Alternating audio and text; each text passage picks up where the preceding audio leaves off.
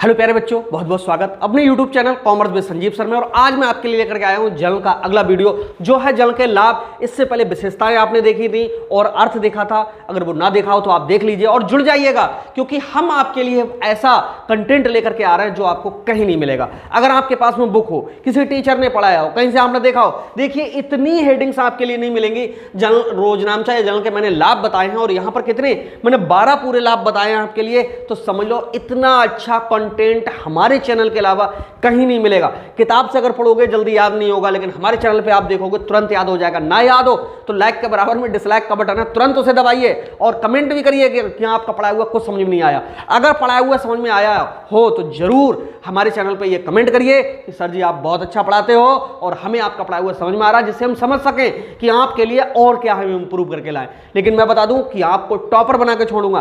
Class की पहली seat पर आपके अलावा किसी का अधिकार नहीं होगा, अगर शुरू से आप हमसे जुड़े हुए हो। और हमारे जो बच्चे जो ज्वाइन किए हुए हैं क्लासेस को, वो बिल्कुल ना घबराएं।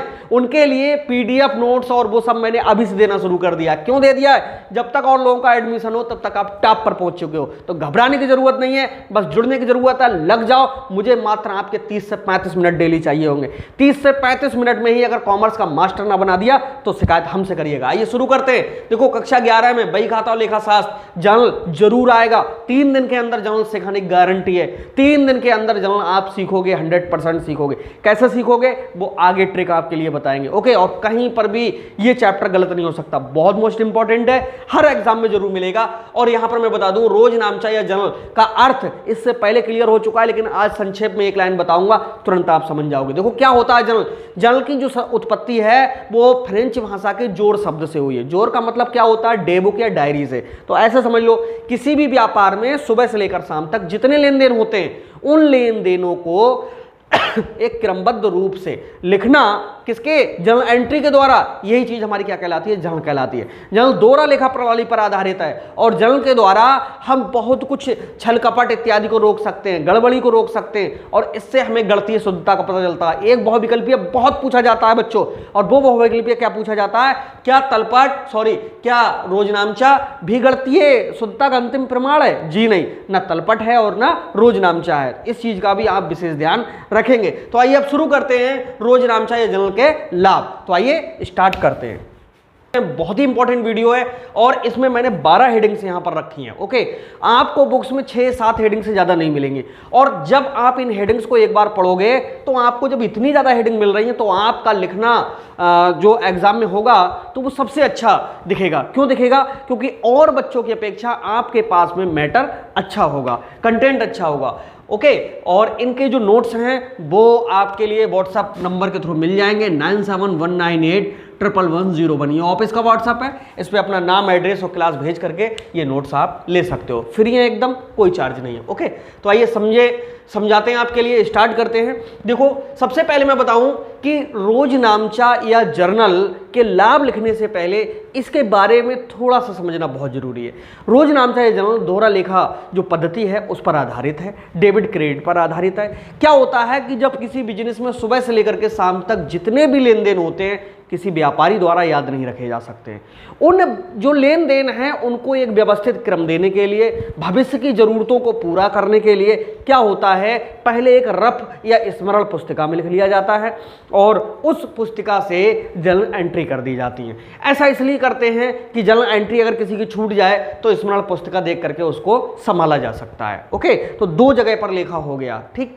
और यहां पर मैं एक चीज और बता दूं, जब हम जर्नल में लेखा करते हैं तो जर्नल से कौन कौन से लाभ हैं वो आज हम आपके साथ में ये डिस्कस कर रहे हैं। देखो पहला लाभ है बिके हुए माल की जानकारी। कितना माल बिका ये हर व्यापार का मालिक जानना चाहता है। मोस्टली अब आपने देखा होगा जब आप बड़े बड़े बिजनेस में जाते हो तो वहां मालिक नहीं मिलता है, वहां पर जितने भी हैं कर्मचारी मिलते हैं। मालिक तो कहीं और बैठ करके वो पूरा बिजनेस वहां पर अब तो सीसीटीवी कैमरे के थ्रू या अदर जो कंट्रोलिंग सिस्टम है उसके थ्रू देख रहा होता है, या वो अपनी प्लानिंग बना रहा होता है, या आराम कर रहा होता है, और उसको कंट्रोल करने के लिए उसने बहुत सारे वर्कर्स लगा रखे होते हैं। तो उनके द्वारा शाम को वो ये जरूर जानना चाहता है कि आज हमारे बिजनेस में कितनी बिक्री हुई। तो जनरल के द्वारा क्या होता है, लास्ट में टोटल लगता है जाकर के। जब टोटल लगता है तो वहां से टोटल के द्वारा ये पता चल जाता है कि आज कितने रुपए के लेन देन हो गए, क्योंकि जो जर्नल होता है नगद उधार दोनों का होता है। तो यहां से क्या होता है, चाहे नगद बिका हो चाहे उधार बिका हो, बिक्री का पूरा ज्ञान मिल जाता है। किसके लिए, मालिक के लिए, ठीक है। और अगर कोई पार्टी जानना चाहती कि भाई तुम्हारे आज कितनी बिक्री हुई, तो उनको भी पता चल जाता है। पहली चीज थी बिके हुए माल की जानकारी। दूसरा है ग्राहकों की जानकारी। देखो एक मैं जर्नल एंट्री करके दिखा दूं। जैसे मान लीजिएगा श्याम के लिए हमने माल बेचा है, ठीक है, श्याम के लिए माल बेचा है हमने 2000 रुपए का, तो एंट्री क्या होगा, श्याम डेबिट, ये उधार बेचा है, टू सेल्स अकाउंट, ये ई है। यहाँ पर नरेशन में लिखेंगे being goods sold to Shyam, ये एंट्री है। मान लीजिए उसे 2000 रुपए का माल बेचा हमने, यहाँ पर भी 2000 और यहाँ पर भी 2000, डेबिट में भी 2000 और क्रेडिट में भी 2000 रुपए डाल दिए, ठीक। अब यहाँ पर है ग्राहकों की जानकारी।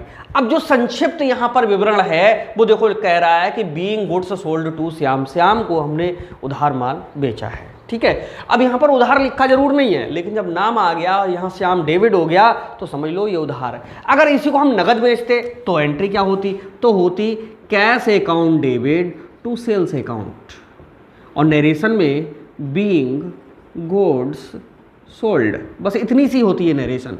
यहाँ पर भी 2000 और यहाँ पर भी क्या हो गया, नाम हट गया। तो यहाँ से मैं बता दूं ग्राहकों की जानकारी रहती, जिसने हमें पैसे दे दिए, नगद दे दिए, उससे मतलब ही खत्म हो गया, भाई पैसा आ गया माल चला गया, बात खत्म। अब यहाँ पर बिक्री दिखनी चाहिए, बिक्री दिख रही है। इस वाले में क्या है, पैसा नहीं आया, श्याम उधार ले गया तो उसकी जानकारी, तो हम कह सकते हैं ग्राहकों की जानकारी भी इसमें मिलती रहती है। नेक्स्ट है लेन देन का विवरण। देखो कितने रुपए का लेन देन हुआ, 2000 का हुआ, और उस 2000 की तरह जितने लेन देन होते चले जाएंगे तो वो सब जगहों से हमें क्या है, लेन देन का विवरण भी मिल जाता है। एक एंट्री करने से बिल्कुल प्रमाणित होता हुआ चल रहा है कि ये सब चीजें मैच कर रही नहीं कर रही।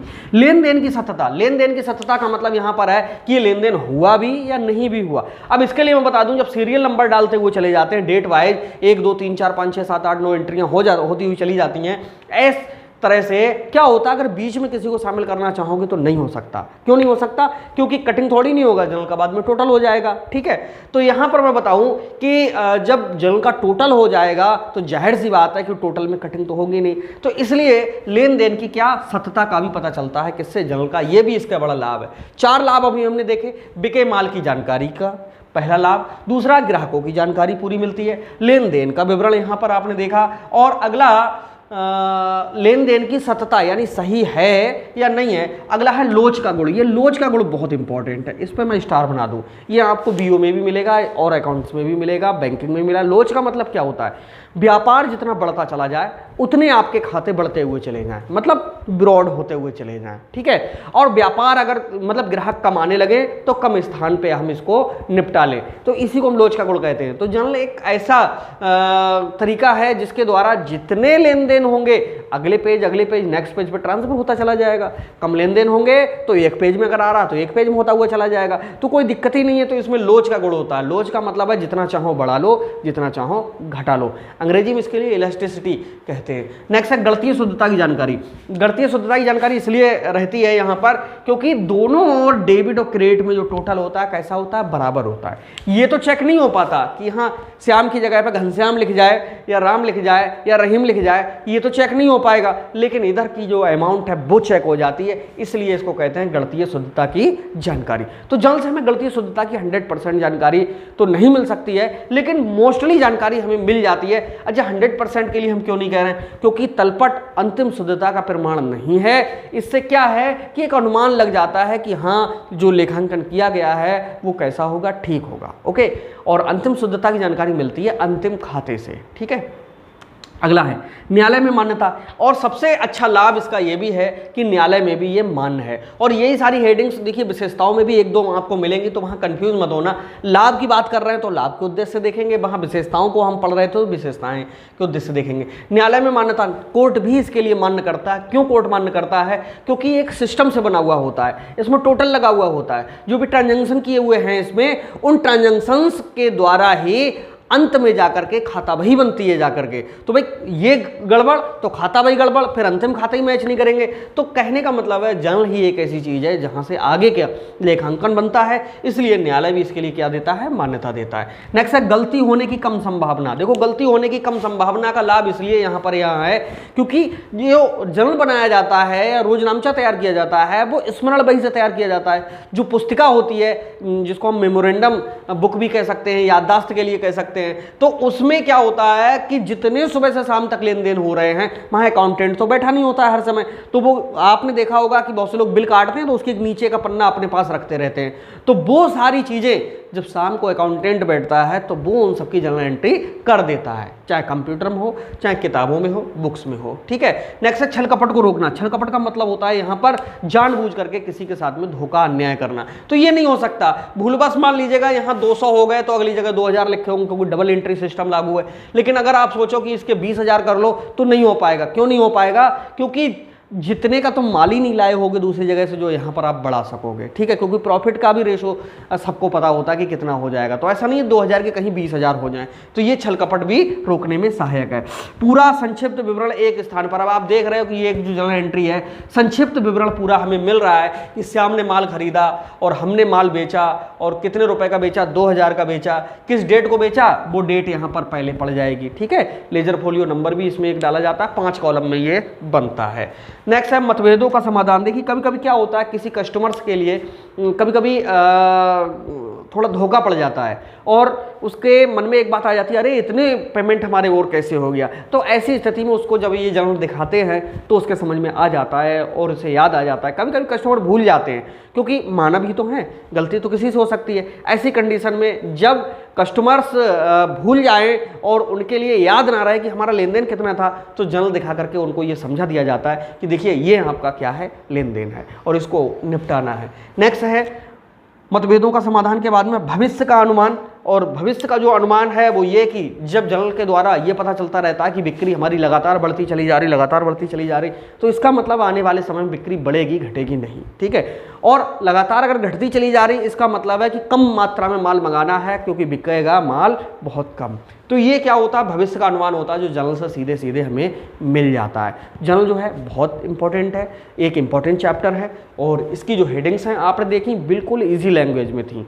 पुस्तक में और हम में क्या अंतर है, किताब में वो किताबी भाषा होगी और यहाँ पर अपनी भाषा है। मार्किंग आपको कहाँ ज़्यादा अच्छी मिलेगी, जब दूसरे की कॉपी करी हुई नहीं होगी तो आपको मार्किंग अच्छी मिलेगी। और हमारे चैनल पे आने के बाद कॉमर्स की टेंशन सारी खत्म कर दीजिएगा। यहाँ पर बस मेहनत करिएगा और इतनी मेहनत करिएगा कि टॉपर बन के दिखाइएगा। ओके। और हम आपके लिए पूरी मेहनत करेंगे, जितनी मेहनत कर मिलेगी उतने से भी ज़्यादा मेहनत करेंगे और आपके भविष्य का कल्याण करने में पूरा हम सहयोग करेंगे जितना हमसे हो सकेगा। और ऐसे ऐसा कंटेंट देंगे ला करके जो शायद कहीं आपको मिलेगा नहीं। तो ये 12 हेडिंग्स थी, एक बार फिर से रिपीट कर देते हैं। बिके हुए माल की जानकारी, ग्राहकों की जानकारी, लेन देन का विवरण, लेन देन की सत्यता, लोच का गुण, गणितीय शुद्धता की जानकारी, न्यायालय में मान्यता, गलती होने की कम संभावना, छल कपट को रोकना, पूरा संक्षिप्त विवरण एक स्थान पर, मतभेदों का समाधान, भविष्य का अनुमान। उम्मीद है ये आपका बिल्कुल कवर हो गया होगा और अगले हम आप न्यूमेरिकल बनाना सिखाएंगे। तो अगले जो वीडियोस हैं उसको देखिएगा और चैनल को जरूर सब्सक्राइब कर लीजिएगा और हमारे जो नोट्स हैं उनके लिए नंबर है आप ले लीजिएगा। मिलते हैं नेक्स्ट वीडियो में, तब तक के लिए बाय बाय।